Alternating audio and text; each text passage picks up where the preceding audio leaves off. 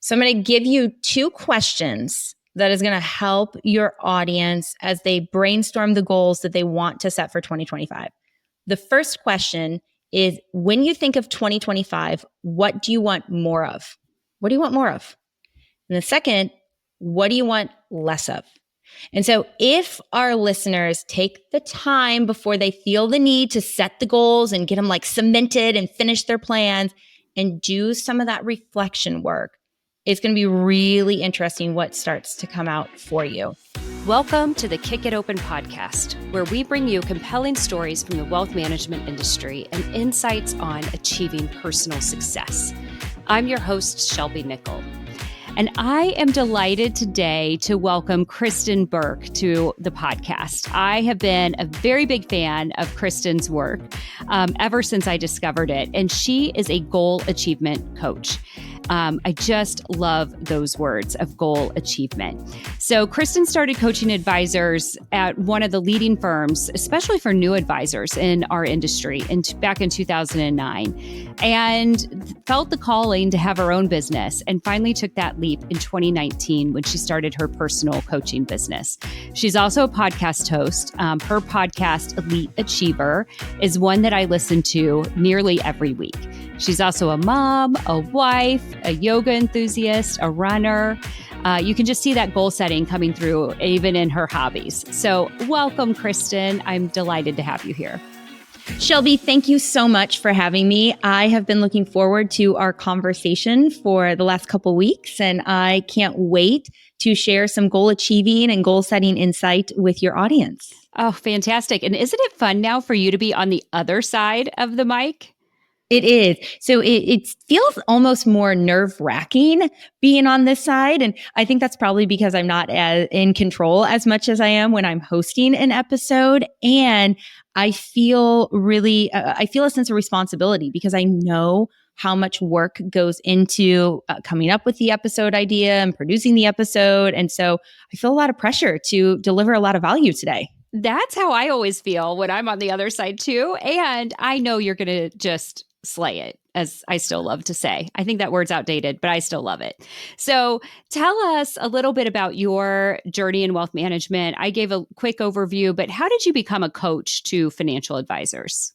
That's a great question, Shelby. And it's not like one day I woke up and said, I'm going to coach financial advisors. So I actually started in the financial services industry as a marketing and PR intern.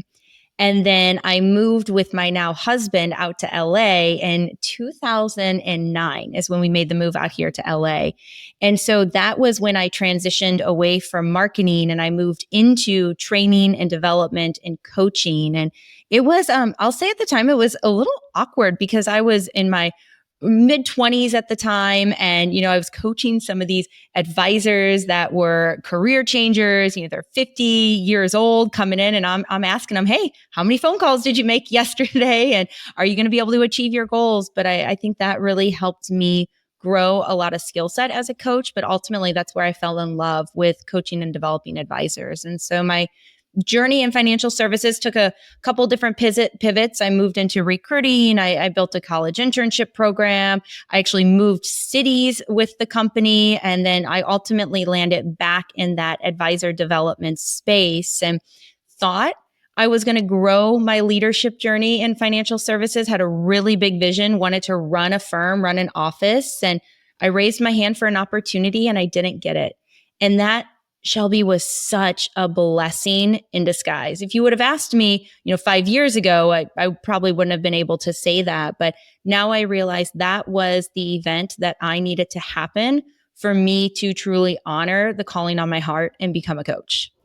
It's so interesting how life's curveballs can turn out positively for us, right? I talk a lot about that too, and I see that in my own journey. But it is interesting, especially for those of us who've grown up in the corporates, when those life curveballs happen and we're not really ready to respond. And in your case, I'm so glad you were already kind of thinking about it. I was, right? I was already flirting with the idea of it. And I had been wondering, do I go down the leadership path? Do I become a coach? And, my coach at the time really asked me an important question. And she asked, would you regret not going for it? And the answer was yes, I would absolutely regret not going for this higher level leadership opportunity. And I'm so glad she asked me that, because I think through my experience, I'm now better equipped to coach other people, and especially to coach other women that have those aspirations, because I had some experience going for it. Right. And I think that's so important. And as we're looking at 2025, and I know, of course, your kind of focus in coaching is goal achievement, right? It is setting the plan and achieving the plan. We're just a few weeks away from Christmas. We're closing in on 2025 very quickly. And as you know, I am setting very big personal goals for 2025. What makes someone successful in achieving their goals? I've found that goal achievers have 4 distinct characteristics: clarity, confidence, courage, and consistency. And I actually call this the 4 characteristics of goal achievers. And so, Shelby, it starts with clarity.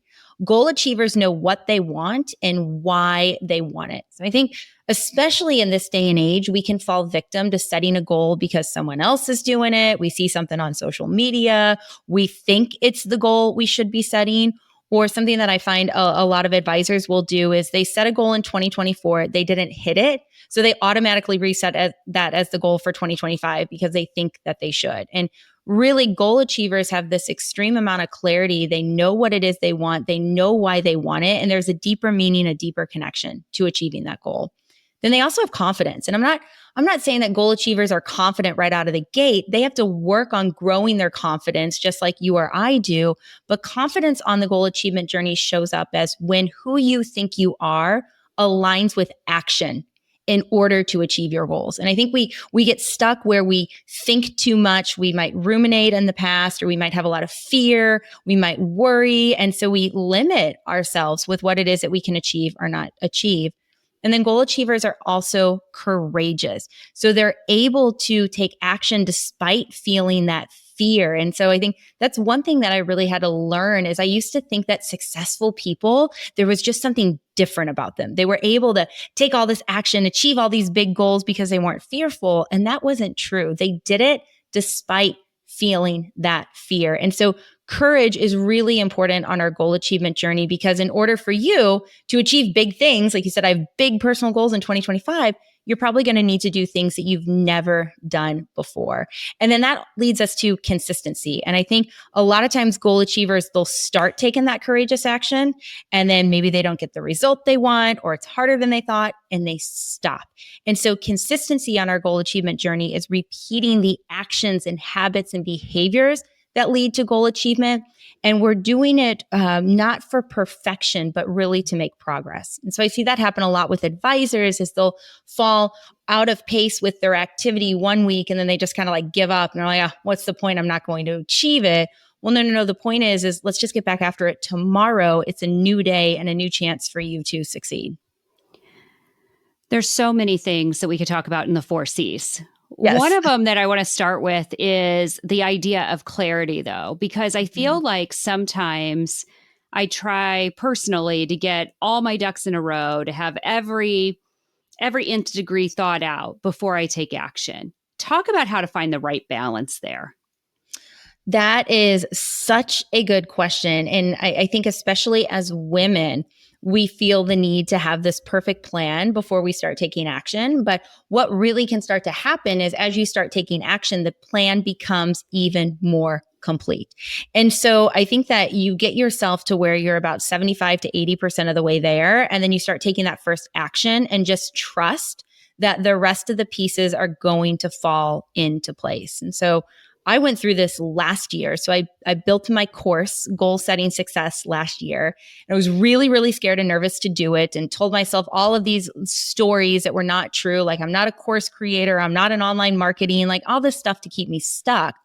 And really what I needed to do was just get the plan enough of the way there that I could take that first action. And so that plan was, okay, let me think about the outline. What do I want people to get out of this course? What are some of the things I need to think through and do? And then I realized I needed to get out of my own way and hire someone to actually do all the behind the scenes technology, because that was the thing that was keeping me so stuck. So I would say for others that are feeling like they also get stuck is just brainstorm a couple of those initial action steps and then take one. I like that a lot. And it feels like to me that question, sometimes when I have a writer's block, as an example, if I'm doing a blog or even a podcast or whatever, writing something, if I have writer's block, it's usually because there's some question I haven't yet answered and I don't have that detail identified. When I think about massive success in 2025, I don't yet know exactly how to go about doing it, right? I know mostly what I want to achieve. I know what the big line goals are, but I need to work on the how. Talk about how the how comes to be. What must we do to achieve massive success? Yeah. And that's such a powerful question, Shelby, because I think people can get caught up in the fun part of goal setting, which is all the brainstorming and the potential. And they feel really great because they've got a clear goal. But then without a plan, you're not as likely to achieve that goal. And so when we start thinking about the plan, one thing is, I bet with your big goal in 2025, you know, in your heart of your hearts, there's probably some sort of fundamental activity you need to do to make this goal happen. So I'll use running for example, because I used to run marathons and, I got back into it a little bit this year and I ran a 10K. I was like, whoa, yay, a 10K. But the fundamental activity, if you want to run a marathon, half marathon, a 10K, is you actually have to run. That's the fundamental activity. Like there's no way we can get around that. So I bet for most of our listeners, as they think about their goals, there's some sort of activity. If it's a business development goal, it's probably referrals or outreach or consistent LinkedIn messaging. There's some fundamental activity. So that's one element. The second element I think about is, what is a strategy that excites you? So as you think about your big goal, there's probably something you've thought of and you're like, oh, that's a really cool idea. And I wish I just had more time, or if only I could execute on that. Like, lean into that exciting strategy. And then the third one is, there's something that probably scares you. Like going back to that business development and new client focus, there's probably a level of a new client that makes you feel intimidated. Well, can you set some sort of a strategy around that scares you? And so if you combine those three elements, fundamental, exciting, and scary, now you've got three strategies that become part of your plan to achieve your goals. And then there's also the element of, you need to think about accountability, because while the goal feels really energizing and fun today, in February, it might not be going as great. So what's your plan for accountability? Are you going to work with a coach? Are you going to have a peer hold you accountable? How are you going to track towards your goal? And then also, I'm such a big believer in taking time to reflect. You can think ahead. What are some of the obstacles that are going to come up on your journey? And do you have a plan to work through those obstacles? So if you take that time and identify some strategies, your accountability, how you're going to track, and your plan for obstacles, you'll be in a much better place to achieve your goals. Well, I'm super excited to listen to this podcast, by the way, on like repeat, right? As I go into the new year, I'm going to listen to this over and over and over so that I come back to those same things. I also want to talk about courage, because I think sometimes I can be a little bit intimidated by the word courage. I definitely have courage. I definitely have done courageous things in my past life. Sometimes on accident, sometimes with great purpose. But one of the things I think that I hear a lot of women seeking to do is to be courageous about defining the life that they want. How do we think about our goal and our why and our sort of vision for next year? Yeah, and that's so important to define the life that you want. Otherwise, you're going to be setting goals and achieving goals that aren't in alignment with that life that you want. And so when it comes to vision, I think it's really important that you first give yourself the space to vision. So I hear there's so many roadblocks that come up for people as it relates to visioning. I can't see that far into the future. I don't know what it is that I want.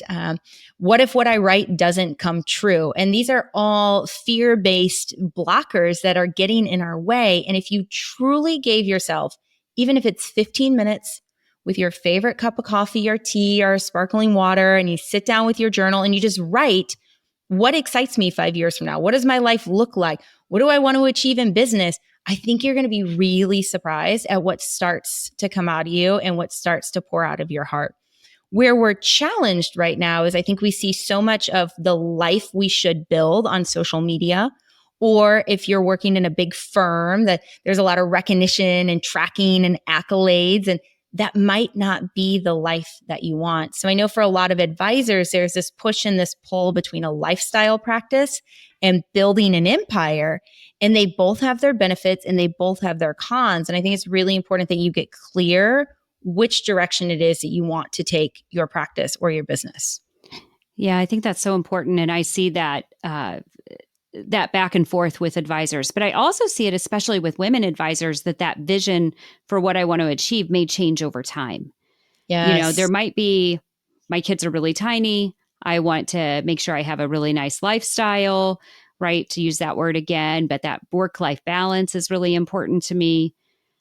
Later, as the kids are older and I still have many years before retirement, I might really want to hit it hard. Exactly. And I think I saw that change in my own business. When I started my business, which it's crazy to think 5 years ago, I'm like, I'm going to build an empire.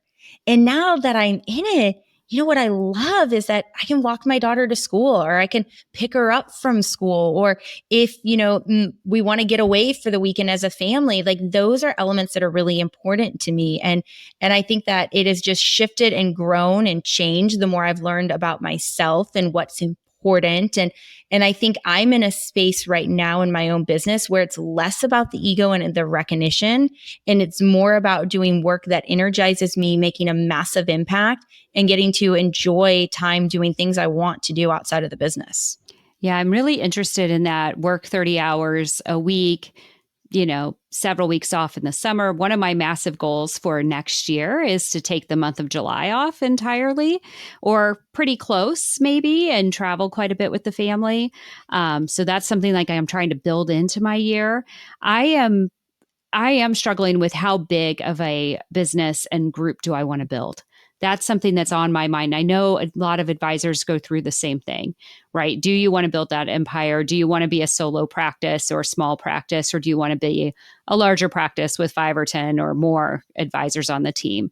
To your point, there's not one answer to that question.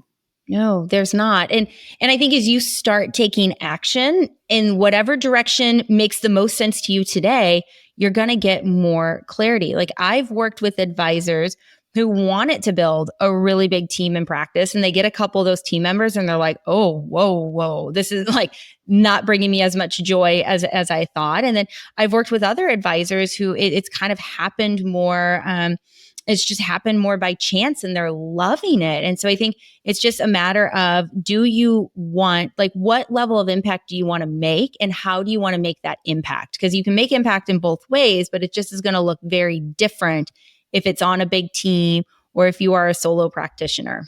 Yeah, absolutely.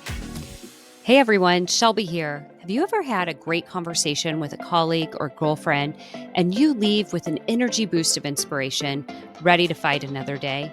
If you're a woman in wealth management, you know that this industry is pretty male dominated. And you also hopefully have experienced the great energy received from gathering with other women. And that feeling was the inspiration for Muriel Network, a digital community for women in wealth management.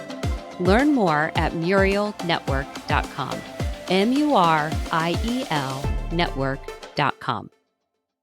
So, let's assume we've got great clarity about our goal. We've got ourselves to 75, 80%. We've gotten past those stumbling blocks. What does a goal achievement kind of plan actually look like at a personal level or at a business level? Yeah. So I think it starts with having those strategies outlined that you can start to execute. And then a big part of that plan is, when are you going to check in and follow up? And so I always recommend that you do a weekly check-in, and I call it the Friday ritual, where you're going back and you're noting your wins for the week. And the reason you do that is to grow confidence. Then you note the lessons you learned through the week so you can continue embracing that courage where you're growing through discomfort in the direction of your goals. And then you identify the 2 or 3 priorities for the next week. And this is where I think people can really make or break their goals is, are they intentionally focusing on the priorities that are going to move the needle? Or are you going in and working very reactively? So are you just working by what comes in your email inbox? Because chances are those aren't the priorities of the things that you need to do to execute on those strategies. Then you do a monthly check-in where you're rewriting all of your goals and you're really analyzing, hey, what's working? Where am I off pace? Where am I on pace? What changes do I need to make? And then you do a quarterly reflection. And if you have a team, you can do that quarterly reflection with your team, which is really powerful to make sure everyone's on the same page with the focus going into the next quarter. Because those strategies, they might need to change. Like you might have executed the fundamental, the exciting, and the scary strategy, and you say, okay, I didn't get the results that I was hoping for. So what's next? Or you're like, hey, this is getting me those results and I need to keep focusing on it. So those strategies, it's really important to assess where you're at with them each quarter and pick what it is that you're going to focus on. Yeah, I think that's such a good point. The other thing I heard in there was measurement, right? And so having some actionable goals, having some ways of saying, is the effort getting you the results that you wanted? So I can tell you in 2025, I'm going to be doing a lot more experimentation from a marketing standpoint, right? Podcast has been part of it. LinkedIn has certainly been part of it. But I really want to experiment and say, does this approach work or not? And I really want to do some heavy monitoring. That's in my thinking list right now for 2025. How do you, if you're thinking about advisors or you're thinking about service-based businesses, even like ours, what are some of the metrics that people might want to think about? Yeah, so I can share with you some of the metrics that I track on a very regular basis. So one, I track revenue because I like to be in a for-profit business. And, that's a really important target for me. So I am tracking that revenue. I also track, Shelby, I take a look at how many coaching appointments did I keep on a weekly basis? And then what was my energy level? So I think in a service-based business and advisors are constantly meeting with clients, like I want to make sure that I'm serving my clients, I'm delivering value, I'm showing up as high impact. And I'm just curious, does a high amount of coaching meetings kept change that score? Is it a low amount? Like what impacts my energy? So I've been tracking that this year, which will be new data for me to analyze at the end of the year. I also track the business development piece because at the end of the day, right, we've got to be able to serve our clients and get clients, and client relationships are going to graduate and move on. And so I'm tracking two things. One, I'm tracking what I'll call a leading indicator. How many outreaches did I do? So this could be emails. This could be asking people to connect with me. This could be, phone call, whatever it is that you want to define that outreach. I track that. And then I track the number of potential new client meetings that I had on a weekly basis because I just want to know, like, how many people am I connecting with to talk about a coaching relationship? And then I track some of the marketing metrics. So I take a look at some of the podcast metrics, like what were the downloads? I'll take a look at our email subscribers. How many total subscribers do we have? And what sources have they come from? And that's really interesting because when you're taking a look at all the different lead magnets that I have available, the most popular is the breakout plan because people want to know as you're asking questions, okay, how do I actually plan to achieve my goals? And so then that helps our team think about, we should probably talk about planning more and how do I incorporate that into our content? And so I'll do that on a weekly basis. I take a look at all of those stats and activities. That's great. And those stats and activities, is that something that your admin team is developing and helping you with? Because I'm thinking a lot of advisors, we need to use our resources in order to both gather that data, but also to set up those processes for the analytics. Yeah, that's a really great question. I actually gather the data myself, and it only takes about 30 minutes to pull all of those metrics. So it's really, really quick.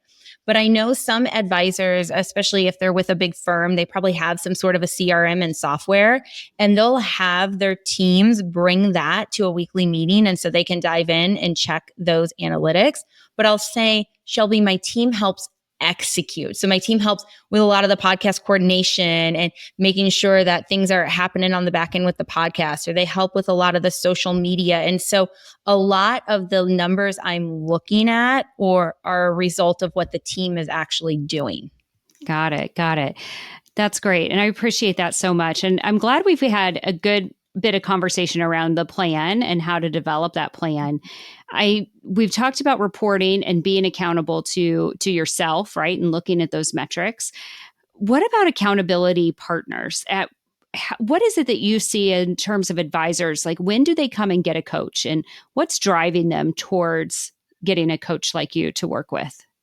Yeah, accountability outside of ourselves is so powerful because it's so easy to let ourselves down, but it's harder to let someone else down. And so I think that advisors can start putting those accountability systems in place even before they are ready to financially invest in coaching. And so I do this in a system called a peer accountability call. So on a weekly basis, I have a call with another business owner, different industry, similar tenures, and we get a chance to come on the call and share what's working, what's not working, and we hold one another accountable to growing and building our businesses. And I think that's really, really powerful.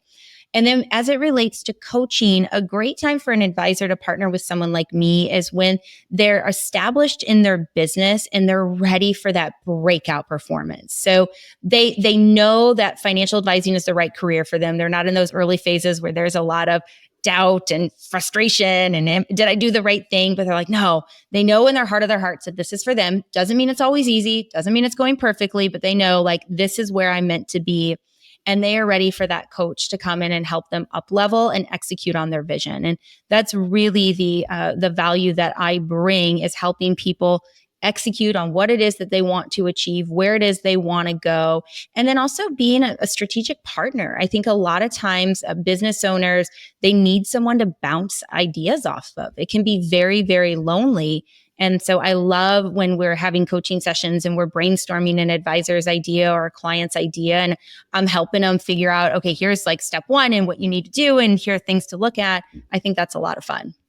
Yeah, I think that is too. That's one of the things I get to do a lot in my work, right? With many advisors that I'm working with, they are about to make a change in their business. They're going to leave one broker dealer and move to another. And during that time period, they can't talk to anybody about it, right? Mm-hmm. They can't talk to any of their friends at their former company. And so they're talking to essentially the sales reps. And if they're working with an independent recruiting partner and consultant like me, then they can talk to me about it. Mm-hmm. And it really is important to have like a thought partner, as you described, right? So you're not just in an echo chamber. So you really can get some objective advice all the way through. So I love how advisors are seeking that. And I love how coaching has just seemed to me, at least, to have spread through so many of the firms in these last 10 years. Yeah. Well, it's also so helpful to have someone call you out. Like I often am listening to clients, and sometimes the way they're talking, I'm like, that's totally a limiting belief. Like that's something that you believe is so inherently true, but do you actually have proof? And sometimes you need that person to pause and be like, wait, Shelby, tell me what you mean by that. And why do you believe that? And where'd that come from? And what proof do you have? And as you start talking it out, you're like, wait a minute, this is ridiculous that I'm thinking this way. So it can really be helpful for some of that transformational thinking as well. Well, and that gets us to kind of the ideas of what holds people back from achieving their goals, right? Talk about what you see every single day as you're coaching people. What is holding all of us back from really achieving that massive goal? Yeah. I mean, the big one is fear, right? Whether we're afraid of failing or we're afraid of succeeding, there's just a lot of work to be done on fear. And I think it was Gay Hendricks in the book, The Big Leap, talks about the upper limit problem. And I shared this with someone I was having dinner with the other day, as I said, gosh, I think I've achieved more than I ever thought possible with my coaching practice. Like I've already been there. And so I'm bumping up against that upper limit, and I've got to elevate my thinking and raise my thinking to help me break through and get to another level. And so that is something that can definitely hold us back as well. And then I think another element, Shelby, is that we need to become more resilient. Being a business owner can be tough. Being a financial advisor can be tough. And I think a lot of us will take rejection really personally, because it's not like we woke up this morning and said, please pick me, reject me. I want to hear no all the time. And that's kind of what we signed up for. If you're in a client-facing business or you're building a business, like you're going to face adversity. There are going to be hard times. And how do you respond to that. I think that also can hold us back from achieving our goals. We've got fear, got the upper limit problem, and then we've got the opportunity to grow some resilience. Oh, that's great. I really resonate with the upper limit problem as well.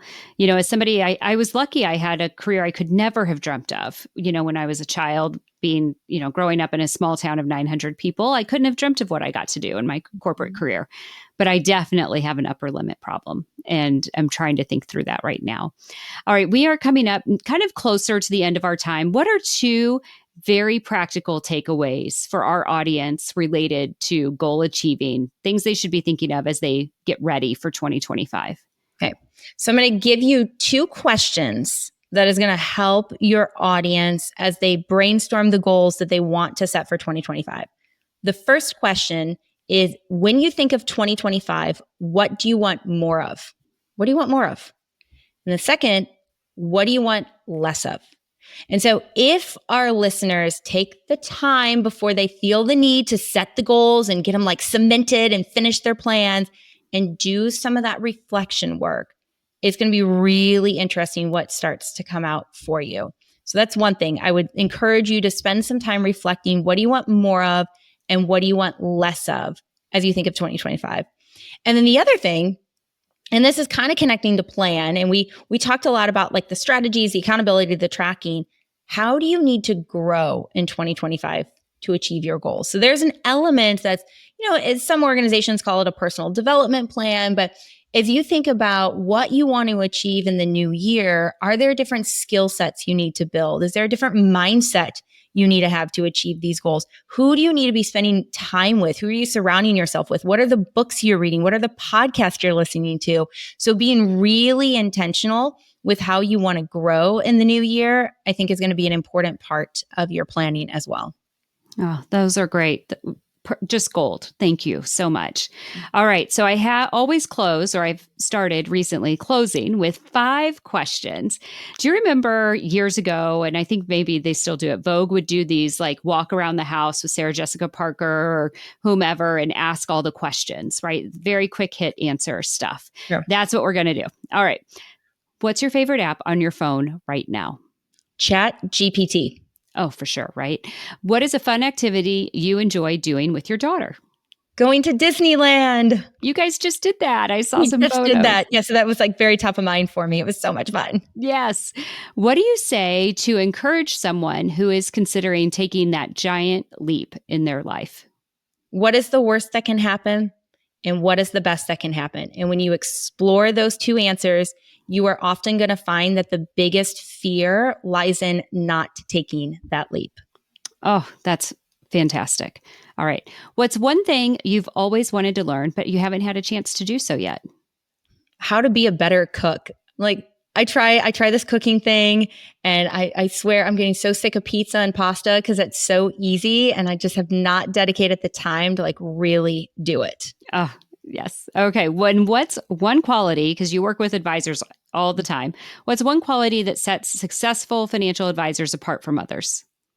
A willingness to walk into the unknown. So this willingness to take risk, to do things they don't have fully figured out, to have the conversations with those clients that intimidate them and scare them. It's this willingness to walk into the unknown.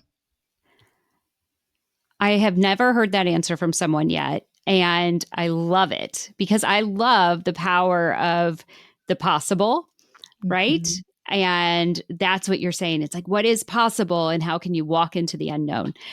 Thank you so much, Kristen. This was incredible today. It was chock full of value for all of us as we embark upon that coming year. For our listeners, we're going to link to your podcast, Elite Achievement. We're also going to link to your goal setting course. Do you want to tell us a little bit more about that? Yes, thank you so much. And I would love to share with our listeners a promo code. So if you input the code podcast50, you can save $50 off the course. But what is so energizing about the course, Shelby, is it's going to take participants through the 4 steps of effective goal setting. So it's going to help individuals actually draft that vision and get clear on what the long-term picture is. Then we're going to spend some time reflecting, as we talked about in our conversation today, how important that is. So many answers lie within, and we just don't take the time to pause and find those answers. Then that's going to lead to that robust brainstorming where we get really clear on what are the goals that are important to you and your business in 2025. And last, we're going to finish with that module on planning. And so advisors and business owners are going to complete that course with clear, meaningful goals as they go into 2025. Oh, well, I'm excited to go and use your code POD50 at KristinBurke.com, right? To get to the course. Podcast 50. And then you can find the course at KristinBurke.com. Perfect. Love that. All right. Thank you so much. I am just delighted that we got to have this conversation. I had such a great time. Thank you for the opportunity. All right, listeners, we'll see you next time. Have a lovely day. Thanks for listening to the Kick It Open podcast. The Kick It Open podcast is hosted and developed by Muriel Network in partnership with Catalyst. Learn more at startwithcatalyst.com. Kick It Open is produced by Shelby Nichol, edited by Aaron Sherman, marketing by Sabrina Portnoy, graphic design by John Gallagher. If you found today's podcast valuable, please help us out by subscribing and sharing with your friends. Just click that little plus sign or the follow button wherever you get your podcasts.